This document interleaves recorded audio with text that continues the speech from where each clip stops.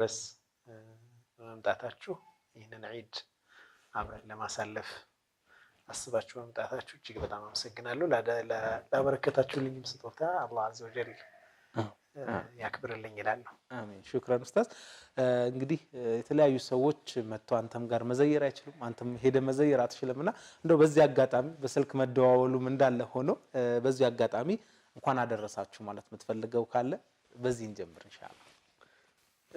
እንግዲህ ከሁሉም ሰው በፊት አስቀድሜ እናቴን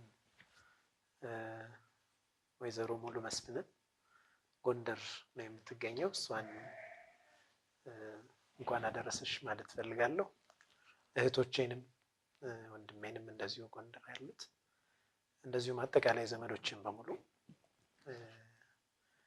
በመላው ዓለም ኢትዮጵያም ውስጥ ከኢትዮጵያም ውጭ ለሚገኙ ኢትዮጵያውያን ሙስሊሞች በአጠቃላይ ደግሞ እንኳን አላህ Subhanahu Wa Ta'ala ለ1441ኛው ዓመተ ሂጅራ የዒድ አልአድሃ በዓል ሁላችንንም በሰላም አደረሰን እላለሁ።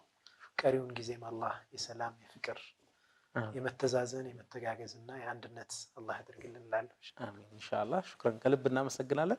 እንደው እስቲ ትውውቃችን ባስተዳደግህ እንጀምርና ጎንደር አካባቢ እንደተወለድክ ወይም ደግሞ የዛ አካባቢ ሰው እንደሆንክ ይነገራል። አሁንም እንኳን አደረሳችሁ መልእክትንም ያው ኻሰተን ከጎንደር ጀምረሃልና እንደው አስተዳደግህ ምን ይመስል ነበር?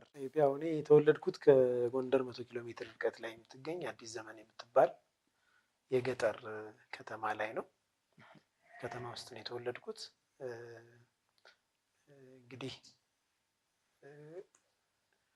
ወደ ጎንደር የ3 ዓመት ወይም የ4 ዓመት ህፃን ሆኜ ነው ወደ ጎንደር የመጣሁት።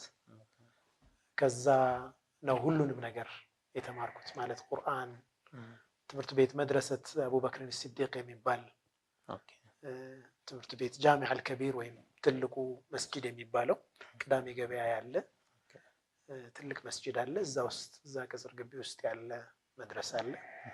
እዛ መድረሳ ውስጥ ነው የቀራሁት። ከመድረሳ ከመግባቴ በፊት ደግሞ አሊፍ ብዬ መጀመሪያ መቁጠር የጀመርኩበትና ቁርአን የተወሰነ የቀራሁት ሼክ አህመድ